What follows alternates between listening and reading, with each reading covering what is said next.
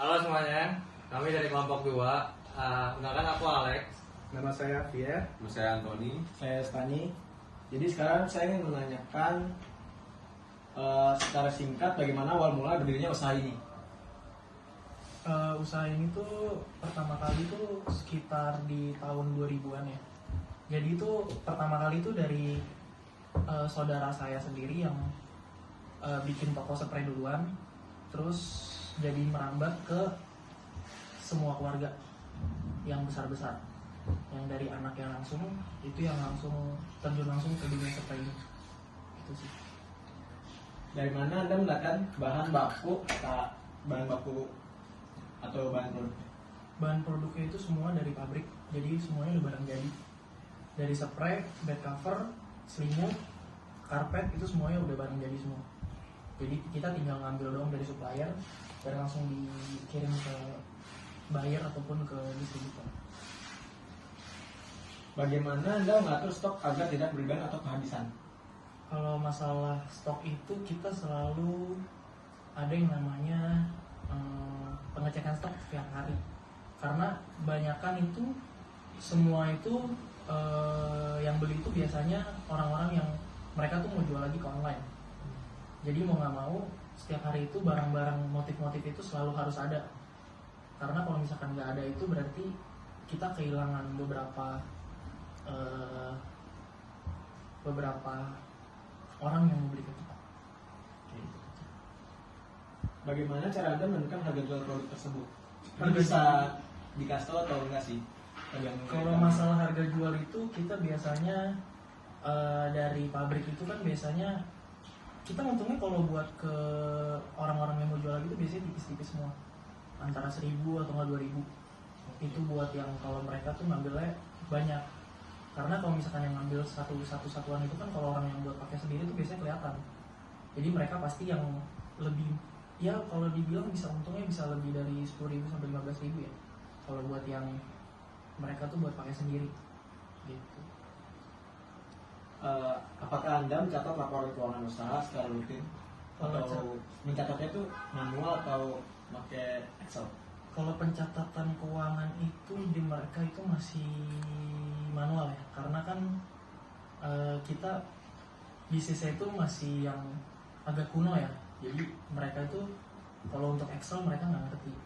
Jadi mau nggak mau kita pencatatannya secara manual, penjualannya itu secara manual, terus pembayaran itu biasanya juga antara mereka mau cash atau enggak mau transfer itu biasanya kita catatnya secara manual semua. Apa tantangan terbesar di bisnis ini sih? Iya, kalau tantangan pasti banyak saingan ya. Karena di Tanah Abang itu kan hampir semuanya itu ada di luar keluarga kita yang jualannya juga sama, dan mereka juga saingan harga gitu. Sama satu lagi, biasanya kalau pabrik itu barangnya itu suka habis kan. Jadi kalau kita pesan barang yang memang lagi banyak peminatnya, itu pasti bakalan kosong dari pabriknya. Target utama UMKM ini atau toko Anda ini siapa aja sih? Targetnya biasanya ya palingan ibu-ibu, kalau enggak kalau kita sekarang udah mainnya ke yang luar kota, yang memang mereka tuh buat jual lagi dari Kalimantan, Sumatera, itu semuanya orang-orang yang jual semua. Kalau orang-orang yang datang ke toko itu biasanya mereka yang memang mereka mau ngambil khusus buat dirinya dia sendiri, sama orang-orang yang online shop gitu. Media apa yang paling efektif untuk promosi produk Anda sih? Medianya itu biasanya pakai brosur ya, brosur medianya, atau enggak biasanya kita dari pabriknya itu biasanya ngasih video-video yang bisa untuk dimasukin ke sosial media. Apakah dalam menjalankan bisnis sekarang ini ada menggunakan teknologi? Teknologi itu belum ya, karena kan yang saya bilang tadi di bisnis ini satu keluarga kita itu masih kuno.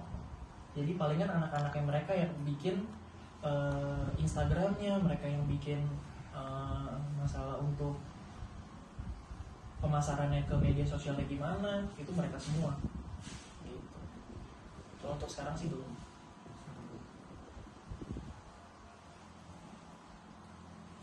Menurut Anda, apa hal paling penting untuk membuat UMKM tetap bertahan di pasar yang kompetitif ini?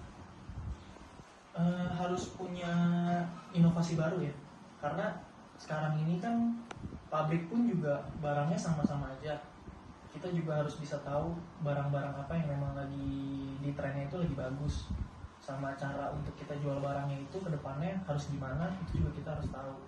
Karena banyak dari mereka yang di luar-luar kota itu kadang suka penjualannya lagi turun, mereka jadi nggak ngambil barang ke kita kan. Jadi mau nggak mau kita harus cari-cari juga untuk langganan-langganan barunya. Mulai bisa dari kita juga bisa jualan online atau gimana, karena jualan online itu pasarnya itu sangat luas ya sekarang gitu.